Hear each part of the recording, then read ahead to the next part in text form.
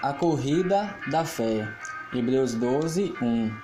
Portanto, também nós, visto que temos a rodear-nos tão grande nuvem de testemunhas, desembaraçando-nos de todo o peso e do pecado que tenazmente nos assedia, corramos com perseverança a carreira que nos está proposta.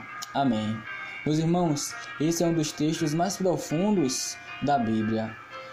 O texto ele traz aqui uma figura de linguagem para nós. O autor ele compara a vida cristã a uma corrida, e essa, meus irmãos, é uma metáfora muito comum no Novo Testamento.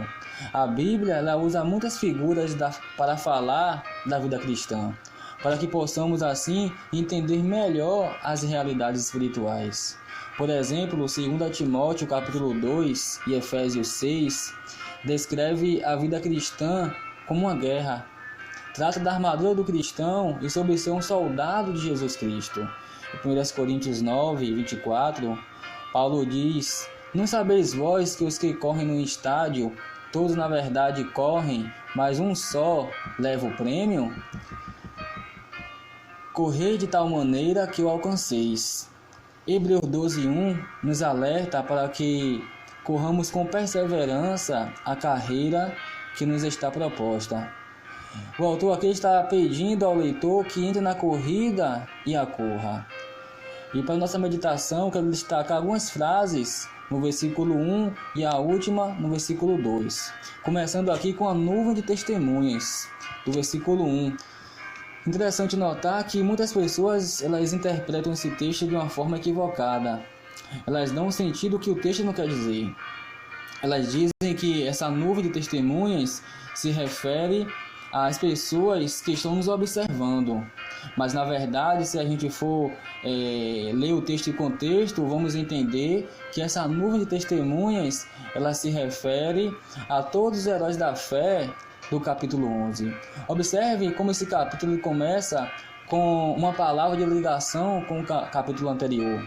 Começa com portanto.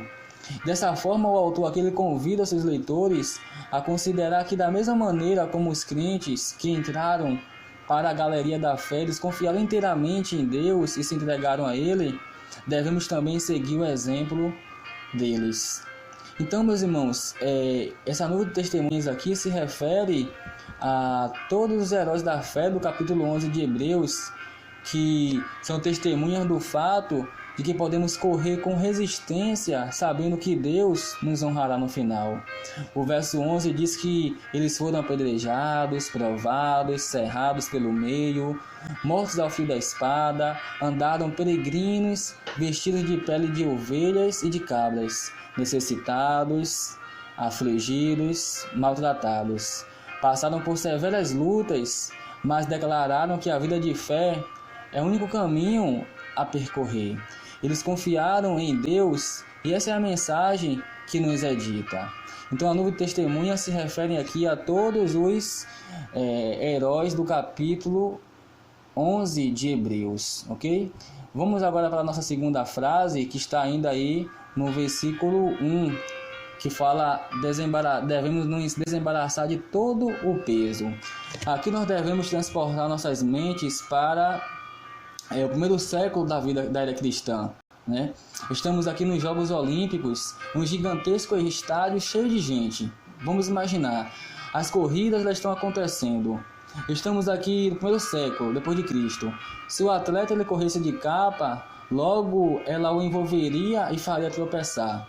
O atleta então ele se desvencilha da capa. Se o atleta corresse de cinto, o peso impediria o seu progresso. Ele então tem que tirar o cinto.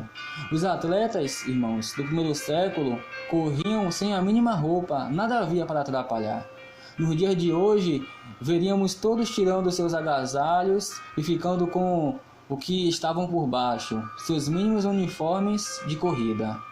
Então, a ideia aqui, no grego, de desembaraçar de todo o peso, significa tudo aquilo que está impedindo o seu progresso espiritual. Esse peso não é um pecado necessariamente, mas é tudo aquilo que empata a sua carreira cristã. Entre essas coisas, eu poderia mencionar, por exemplo, o medo de sofrer por causa da fé, o desânimo, a dúvida do poder de Deus, passatempo, amizades, não importa o que seja, mas se está impedindo o seu progresso espiritual, tem que ser tirado agora. Uma outra frase aqui também que ele vai dizer que devemos nos desembaraçar de todo o peso e de todo o pecado. Então, não devemos deixar que o pecado ele nos assedie. Isso é uma questão de decisão, como em muitas circunstâncias na vida cristã. Então, por meio da leitura da Bíblia, a luz que nos dá clareza sobre esses pecados, devemos deixar de lado.